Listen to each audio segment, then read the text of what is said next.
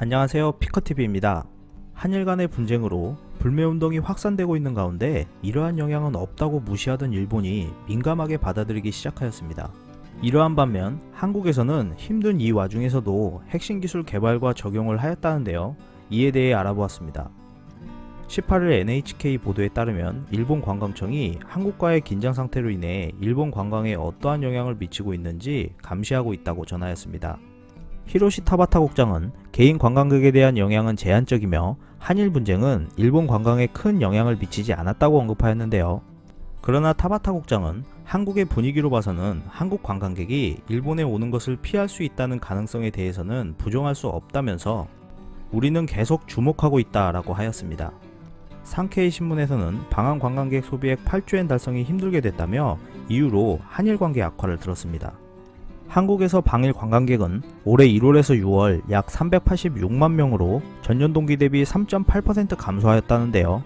하지만 이러한 수치도 중국에 이어 2위이고 소비액 또한 큰 한국을 일본의 단골 손님이라고 전하면서 현재의 상황을 우려하였습니다. 일본 여러 언론에서도 한일 간의 대립이 심화되어 한국 관광객이 줄어들고 있는 현상을 비중 있게 다루었고, 일본 경제지표 또한 좋지 않게 발표되면서 일본 경제를 우려하는 시선이 확대되고 있었습니다. 니케이 신문에서는 재무성이 18일 발표한 일본의 1월에서 6월 무역수지가 8,888억엔 적자가 났다고 보도하였고, 18일 도쿄 증시는 큰 폭의 하락을 보였다고 보도하였습니다. 한국에서는 한일 분쟁으로 힘든 와중에서도 좋은 소식들이 들려오고 있었습니다.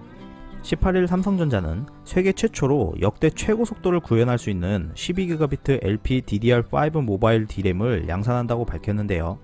이번 양산에 이어 16GB LPDDR5 D램도 선행 개발해 모바일 시장에서 초격차 경쟁력을 지속 강화할 계획이라고 밝혔습니다. 또한 유니스트 김경록 교수 연구팀은 삼성전자의 지원으로 세계 최초 초절전 삼진법 반도체 기술을 개발하였다고 전해지는데요. 현재까지 사용되던 이진법 기반의 반도체보다 삼진법 반도체는 처리 속도가 빠르고 소비 전력도 더욱 감소된다고 전하였습니다. 김경록 교수 연구팀은 소비 전력 급증의 주요 원인 중 하나인 누설 전류를 획기적인 발상 전환을 통해 반도체 소자에서 정보를 처리하는 상태로 구현하는 데 활용했다고 전하였습니다. 이러한 좋은 소식에도 삼성은 긴장의 끈을 놓지 않는 모습인데요. 18일 전자업계에 따르면 삼성전자가 공급사들에게 모든 자재를 90일치 이상 확보해달라고 요청하였다 전해집니다. 삼성은 추가 비용이 들더라도 재고 확보를 우선 해놓겠다는 전략으로 재고 확보에 필요한 추가 비용과 재고가 남았을 경우 비용도 모두 삼성이 부담하기로 하였다 합니다. 삼성전자는 공문에서 늦어도 8월 15일까지 안전재고 확보를 당부하였다는데요. 화이트리스트 제외 영향이 8월 22일부터 시작 예정이지만 한국에서 광복절을 기점으로 사태가 더욱 악화될 수 있다는 우려 때문이라고 전해집니다.